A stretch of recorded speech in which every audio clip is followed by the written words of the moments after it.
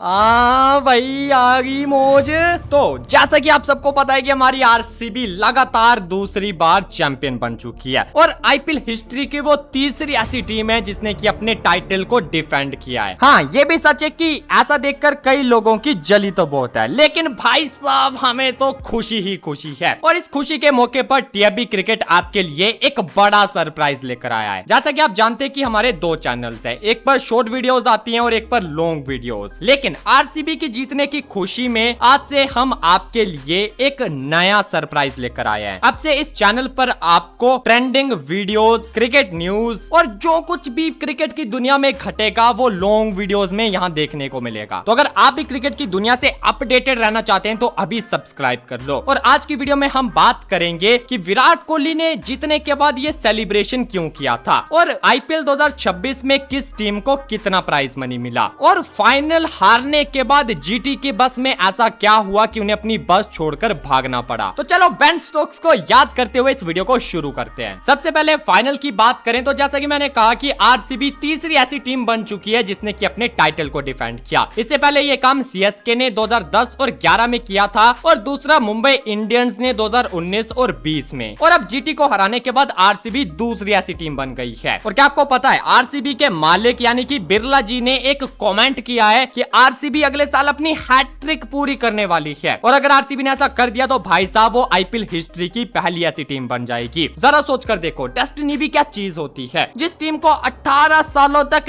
एक भी ट्रॉफी नहीं मिली थी उसे लगातार 2 सालों में 2 ट्रॉफीज मिल गई और फाइनल जैसा बड़ा स्टेज और हमारे किंग कोहली उसमें कुछ ना करें, ऐसा कैसे हो सकता है। विराट कोहली को आईपीएल खेलते हुए 19 साल हो गए और क्या आपको पता है ये वाला जो फाइनल हुआ इसमें विराट कोहली ने अपने आईपीएल करियर की फास्टेस्ट हाफ सेंचुरी जड़ दी और अगर विराट कोहली रन चेज में तो विनिंग रन तो उन्हीं के बैट से आना था। इसके बाद आरसीबी के कैप्टन रजत पाटीदार ने लोगों का दिल और भी ज्यादा जीत लिया जब उन्होंने अपने टाइटल को उन लोगों को डेडिकेट किया जो कि लास्ट ईयर स्टैम्पेड में कुचले गए थे। लेकिन भाई साहब आरसीबी के जीतने के बाद उनके फैंस ने जो बैंगलोर की सड़कों पे हंगामे किए ना, भगवान करे ऐसी खबर दोबारा सुनने को ना मिले। मतलब यार आप इस वाली क्लिप को देखो, बंदे को इतनी खुशी है कि उसे पता ही नहीं चल रहा है कि मेरे सामने पुलिस वाला है, बंदा उसी के सामने नाचे जा रहा है। लेकिन उसे खबर तब लगी होगी जब पुलिस वाले का डंडा उसके पिछवाड़े पे पड़ा। अब आगे बढ़ते हैं और बात करते हैं जीटी की। तो फाइनल के बाद जीटी जैसे अपनी बस में बैठी तो उनकी बस को इवैक्यूएट कर दिया गया। हुआ ये कि जैसे जीटी की टीम मैच हारने के बाद अपनी बस में बैठी और बस को स्टार्ट किया गया तो उसमें शॉर्ट सर्किट हो गया जिसके कारण पूरी बस में धुआं ही धुआं हो गया। इन फोटोज को आप देख ही सकते हो कि उनकी बस किस तरह से धुएं से भर गई थी। हालांकि इसमें नुकसान किसी का कुछ नहीं हुआ और सभी खिलाड़ियों को सेफली वहां से इवैक्यूएट कर दिया गया था। अब बात करते हैं आईपीएल के सबसे बड़े मिरेकल की यानी वैभव सूर्यवंशी की। भाई साहब मैं परेशान तो इस बात से हो गया था कि आईपीएल की ट्रॉफी आरसीबी ने जीती थी लेकिन सारे के सारे अवार्ड ये 15 साल का लोंडा लेकर चला गया। अब आप खुद ही देख लो, ऑरेंज कैप इसकी हुई, मोस्ट वैल्यूएबल प्लेयर ये रहा,